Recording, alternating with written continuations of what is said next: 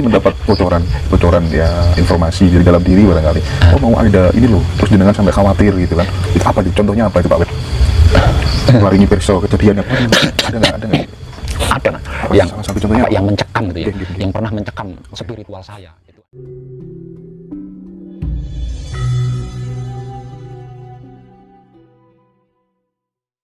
Nah, akhirnya di sini ketakutan saya, kekhawatiran saya tentang apa yang akan terjadi ke depannya yang bersifat negatif itu jadi surut, Mas. Surut karena apa? Karena saya merasa punya teman gitu loh, merasa punya teman. Oh, ternyata saya nggak sendiri. gitu. Itu teman saya di sana berani ngungkap, teman saya di sana berani ngomong apa anane. Nah, di sini saya wah, ya mungkin itu juga yang membuat saya mudah. Itu ya,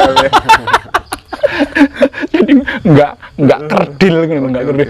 Nanti kedepannya kalau sampai terjadi gini piye, maka saya sudah terlanjur mengenal banyak orang dan setiap orang yang saya kenal itu saya kasihi. Kalau sampai terjadi piye isinya piye. Ternyata mengetahui itu tidak lebih baik daripada tidak mengetahui. Iya, ketika saya berada di ranah itu muncul sebuah kata-kata, Mas. Wah, kalau tahu seperti ini mending saya nggak tahu deh gitu loh. Mending saya nggak tahu. Lah, setelah tahu saya jadi takut. Nah, gitu katanya seperti itu. Nah, muncul seperti itu. Nah, akhirnya kan saya tertekan di situ, Mas. Tertekan. Namun di balik tekanan itu juga ada motivasi. Ada sesuatu yang memotivasi saya gitu. Contohnya seperti apa? Loh, katanya Tuhan kan maha welas asih. Maha welas asih, maha cinta, maha kasih sayang, maha bijaksana, semacam-macam lah. Tapi kalau sampai ke depan ini terjadi seperti ini, lalu letak welas asihnya Tuhan di mana gitu? Nah, ini sesuatu yang memotivasi spiritual saya. Akhirnya saya nggak merasa cukup di situ. Nah, dengan motivasi-motivasi yang muncul secara otomatis tentang kegaiban Tuhan katakanlah, itu membuat saya semakin nggak pernah merasa lulus dalam belajar, Mas. Jadi saya sama dengan yang lainnya, nggak pernah lulus. Saya nggak pernah mengalami lulus di sini. Karena apa? Karena di setiap saatnya selalu muncul ide-ide spiritual seperti itu tadi. Satu misal contoh, saya di suatu tempat bertemu dengan seseorang seperti ini. Itu saya kembalikan ke Tuhan. Loh, Tuhan kan maha bla bla bla bla.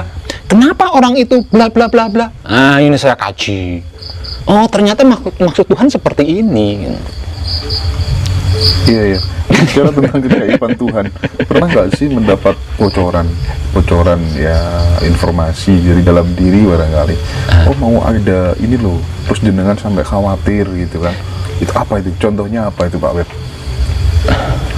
Laringi perso kejadian yang ada nggak? Ada nggak? Yang salah satu contohnya apa? Yang mencekam gitu ya? Yang pernah mencekam spiritual saya itu adalah tentang pembaharuan kehidupan di dunia ini. Itu saya pernah masuk ke ranah itu dan saya menyaksikan bahwa semua yang lama itu dihapus, diganti yang baru. Baru itu apakah sesuatu yang dulu pernah ada? Enggak. Tapi sebagiannya ada yang dari dulu diikut sertakan gitu. Yaitu ya orang-orang, katakanlah dalam bahasa sederhananya orang-orang suci gitu. Nah, orang-orang suci yang termasuk era dulu ini tadi, ini diikut sertakan menjadi penghuni baru. Itu pernah mencekam saya. Ada salah satu sesepuh yang mengatakan begini Pak Web, kelak manusia di seluruh dunia itu hanya akan disisakan 28,3% saja. Apakah bagian dari itu kira-kira? Iya. Iya. Jenengan pernah mendengar nggak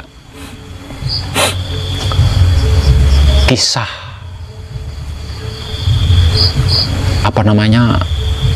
kisahnya Nabi Sulaiman yang ketika menyampaikan kebenaran Tuhan. Dengar. Gimana itu? Nah, itu lebih ngeri dari itu kejadiannya. Oh, Gitu lah. Jadi ketika Nabi Sulaiman itu sedang menyampaikan kebenaran Tuhan, di situ kan terjadi kontroversi dua makhluk.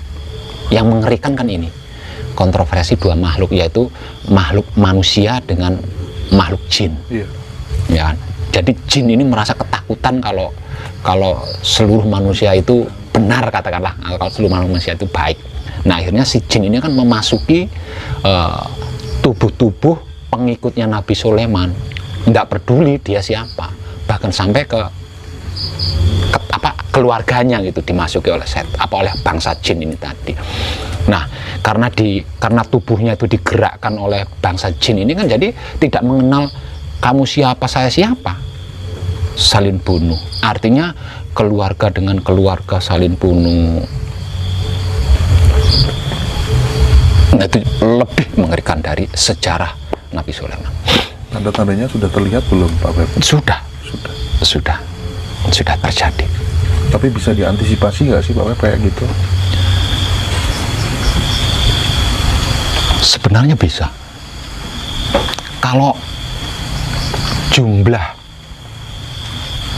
kebaikan perilaku manusia mencapai 20%. Paham saya sekarang.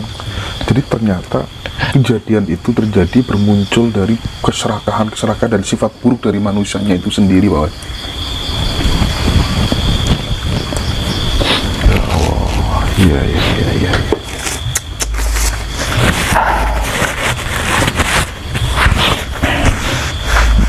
Karena mungkin bahan baku manusia itu unsurnya sama dengan alam semesta ini, ya Pak Epi, ya. Ya.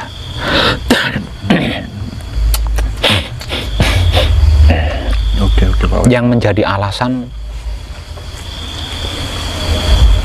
mirip dengan alasan pecahnya perang Baratayuda. Namun pecahnya perang Baratayuda itu kan yang menjadi permasalahan paling menonjol itu kan harga diri seorang perempuan. Yang paling menonjol kan itu, ya kan? Yang di kisahnya itu. Ya, itu. Tapi kalau ini enggak. Bukan ya? Enggak, bukan perkara itu. Oke. Berbicara tentang wanita tadi ya. Ada di salah satu di blognya Panjenengan itu ditulis, siapakah wanita sejati dan sejatinya wanita? Mohon dijelaskan sebentar, Pak.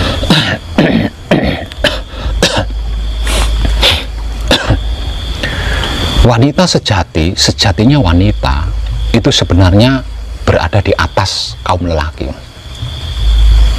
Jadi justru berbalik, gitu ya, berbalik. Nah, mayoritas pada umumnya kita sekarang itu kan meninggikan kasta kaum lelaki kan, katakanlah seperti itu kan, meninggikan kasta kaum lelaki. Iya. Nah, padahal sesungguhnya enggak, justru terbalik.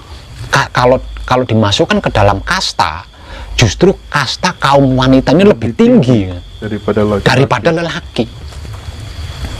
Makanya kalau sekarang kan paham umum kan seolah-olah wanita terdiskreditkan. Ya, katakanlah seperti itu. Nah, padahal enggak seperti itu, Mas. Makanya saya kalau melihat ada wanita yang neko-neko gitu, ketika saya manusiawi itu saya gumun, Mas. Iya maksudnya. Iya, paham.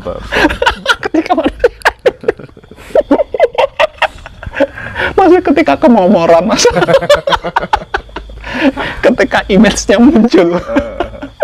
Itu saya heran kalau melihat ada seorang wanita itu neko-neko, Mas. Berarti wanita ini belum tahu identitas jati dirinya yang sesungguhnya. Kalau dia sudah tahu identitas jati diri wanita yang sesungguhnya, dia tidak akan seperti itu. Karena apa? Karena ratu gitu loh, katakanlah seperti itu. Karena ratu, wanita kan ratu. Nah, kalau kalau dimasukkan ke apa namanya ke dimensi manusiawi, ratu itu kan lebih tinggi dari raja, Mas. Ratu itu lebih tinggi dari raja. Ada, Mas, ada hiburan, ya, ada hiburan mirip-mirip, tapi tidak sama persis, cuma mirip kok dengan apa yang saya katakan ini. Apa itu hiburannya? Kalau tidak salah itu saya pernah menyaksikan di Antv, Mas, tentang kisah apa namanya Dewa Siwa. Oh, iya. Kailas. Nah, itu cerita itu intinya kan mengungkap rahasia wanita. Inti daripada hiburan itu adalah mengungkap rahasia wanita atau jati diri, identitasnya wanita. Memberikan pesan wanita yang secara hakiki itu bagaimana dia. Lah itu cuma jarang orang bisa nangkap sampai ke situ. Nah, itu diilustrasikan kan sebagai Mahakali itu tadi. Nah, kalau di hiburan itu, dari sekian banyak pemain di dalam hiburan itu, siapa yang tertinggi? Kan Mahakali, Mas. Nah, Mahakali itu apa? Wanita kan. Aslinya mengungkap identitas jati dirinya wanita. Hiburan itu. Itu mirip.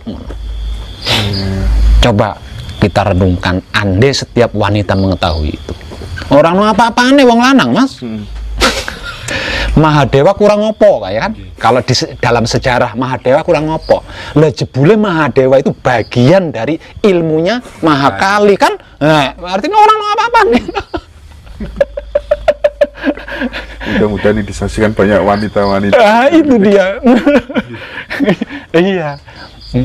Makanya setiap lelaki, Mas, apapun alasannya loh, Mas, ya, apapun alasannya, setiap lelaki yang meremehkan wanita pasti hancur kehidupannya. Tapi kan orang jarang yang mampu menangkap ke situ. Kok iya, Pak Lem, ya? Iya, Banyak pasti. Karena apa? Karena sesungguhnya wanita yang barusan kita ungkap itu.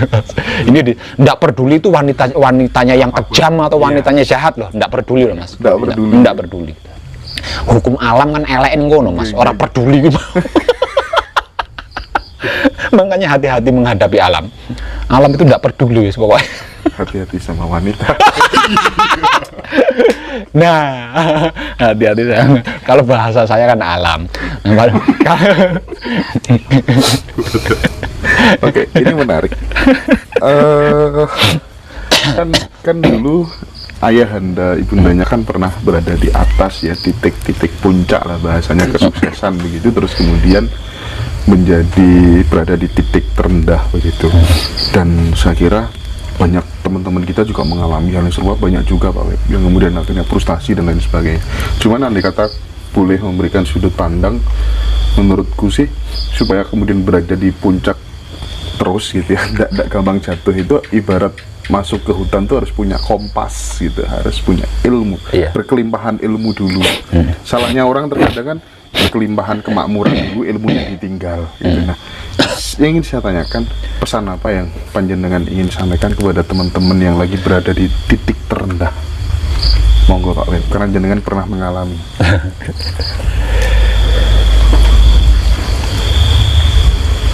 Itu sedikit rumit, Mas, ya, kalau nggak punya dasarnya. Rumit. Tapi kalau ada dasarnya sebenarnya nggak rumit. Karena apa? Karena cukup hanya dengan bertahan. Iya, cukup hanya dengan bertahan. Kalau punya dasarnya, Mas. Tapi kalau nggak punya dasarnya, berat. Betul. Saya rasakan berat kok, Mas. Karena memang butuh ya basic gitu ya. Iya, basic. Jadi kalau menurut saya ya, untuk yang untuk yang belum memiliki dasar tentang itu, ketika berada di titik terendah,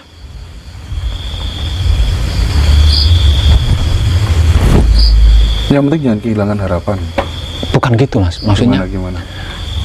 Jangan lari selain ke Tuhan. Siap. Seperti ke dukun, ke kiai, ojo ngono kuwi.